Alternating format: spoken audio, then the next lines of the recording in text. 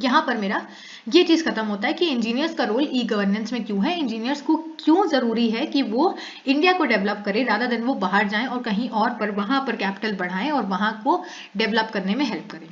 Next है मेरा need for reformed engineering serving at the union and state level. So in a bid to rationalize the civil services in the country, the union government is preparing a plan to cut down more than 60 civil services in the country to just 3-4 broad categories. तो for अगर आप लोग east की बात करो तो basically क्या है, जो यूनियन गवर्नमेंट है उसने एक प्लान बेसिकली इंट्रोड्यूस किया है जिसमें वो क्या करेंगे, जो भी मेरी 60 सिविल सर्विसेज हैं उनको 3-4 ब्रॉडर कैटेगरीज में बेसिकली डिवाइड कर देंगे। ठीक है, अभी क्यों करेंगे वो आगे समझ में आएगा।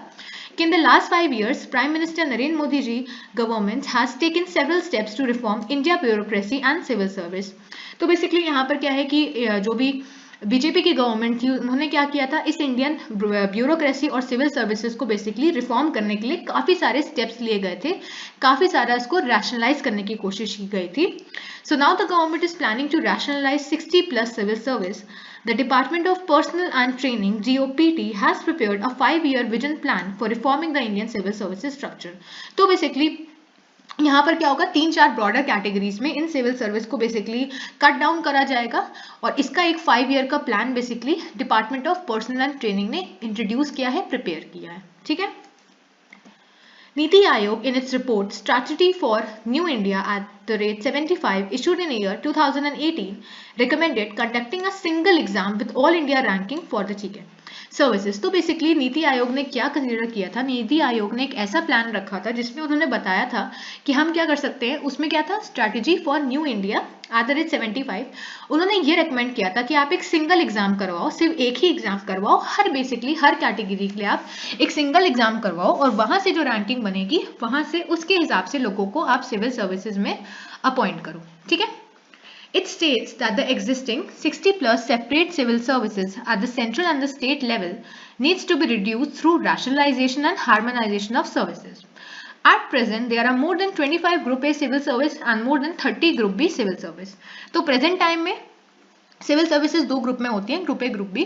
तो ग्रुप ए के अंदर 25 हैं कुछ या 25 से ज़्यादा हैं और जो ग्रुप बी है उसमें 30 या 30 से ज़्यादा सिविल सर्विसेज इंक्लूड करी गई हैं। The union government might classify 60+ civil service into 3 broad groups. अब ये लोग क्या करेंगे कि अभी तो 2 ग्रुप है लेकिन हो सकता है कि जो यूनियन गवर्नमेंट है वो इन सिविल सर्विसेज को क्या करे, 3 ब्रॉडर ग्रुप्स में बेसिकली तोड़ दे, उनको डिवाइड कर दे। The report further states, कौन सी report, strategy for new India, states recruits should be placed in a central talent pool which would then allocate candidates by matching their competencies and the job description of the post. तो basically यहाँ पर क्या है कि जो भी merit candidates हैं उनको बेसिकली एलोकेट किया जाएगा उनकी कॉम्पिटेंसीज के बेस पे और जो भी जॉब डिस्क्रिप्शन होगा उसके बेसिस पे उनको वहां पर अपॉइंट किया जाएगा। ठीक है, concomitantly the number of exam for civil service should be ideally be brought down to 1 with all India ranking और इसीलिए एक सिंगल एग्जाम करवाने का प्रोविजन रखा गया।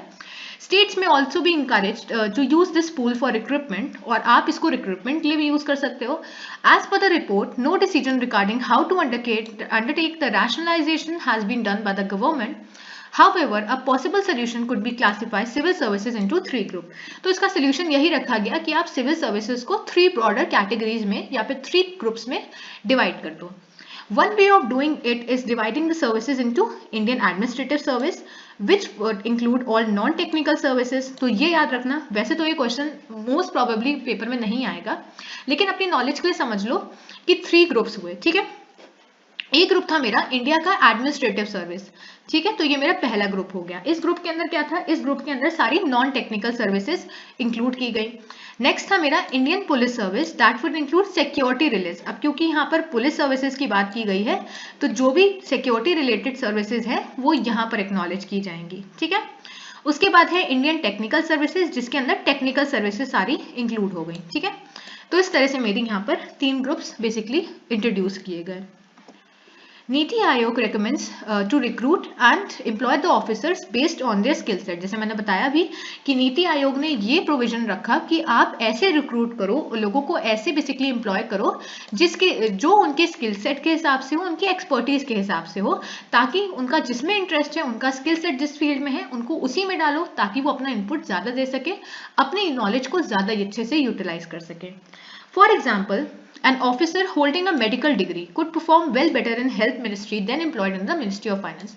तो ऑब्वियसली एक बात है कि अगर आपकी जो एक्सपर्टीज है या फिर अगर आपका जो भी बोल सकते हो आप जिस चीज में एक्सेल कर रहे हो, आपको उस चीज में डालेंगे तो आप ज्यादा अच्छा परफॉर्म करोगे, है ना। अगर आप सपोज करोगे किसी सिंगर है, अब सिंगर को अगर आप सिंगिंग में डालोगे तो वो अच्छे से परफॉर्म करेगा। अगर आप सिंगर को क्रिकेट में डाल दोगे तो वहां पर पॉसिबिलिटी हो जाती है कि वो अच्छा परफॉर्म भी कर सकता है, ऐसा नहीं है कि वो नहीं परफॉर्म करेगा, कर भी सकता है और नहीं भी कर सकता है। वही चीज यहाँ पर भी है कि अगर कोई मेडिकल डिग्री है, कोई ऐसा पर्सन है जिसके पास एक मेडिकल डिग्री है, तो आप प्रेफर करो कि आप उसको हेल्थ मिनिस्ट्री में डालो, क्योंकि वहां पर मेडिकल की जरूरत है। आप उसको फाइनेंस में डालोगे तो वो तो मेरा मॉनिटरी बेसिकली एस्पेक्ट हो गया, तो वहां पर हो सकता है वो अपना इतना अच्छा इनपुट ना दे सके। ठीक है, तो यही रिपोर्ट में नीति आयोग ने बताया था। Encourage lateral entry. Inducting specialists at higher levels of government will provide much needed expertise। तो आपको lateral entry को basically encourage करना है, specialization को basically nurture करना है, उसको protect करके रखना है। So the key to reform in civil service are encouraging officers to cultivate specialization based on their education and skill early on their careers। तो यहाँ पर बताया गया कि जो भी ऑफिसर्स हैं उनको बेसिकली अपने को बेसिकली स्किल्ड करना है, अपने को अपस्किल करके चलना है अपने कैरियर में। Wherever possible, long tenure posting need to be made based on officers' expertise, जो मैंने बता दिया। However, it is also necessary to ensure cross-sector mobility for civil servants from areas where they have become surplus to areas of emerging importance। और वहाँ पर आप अपने sector को बेसिकली वहाँ से आप चेंज भी कर सकते हो। ठीक है, तो ये पूरी रिपोर्ट मेरी नीति आयोग ने मेंशन करी थी, ये सारे पॉइंट्स। आई होप आप लोग को ये लेक्चर समझ में आया होगा। अगर आया है तो लाइक करें, शेयर करें और चैनल को सब्सक्राइब करें। Thank you.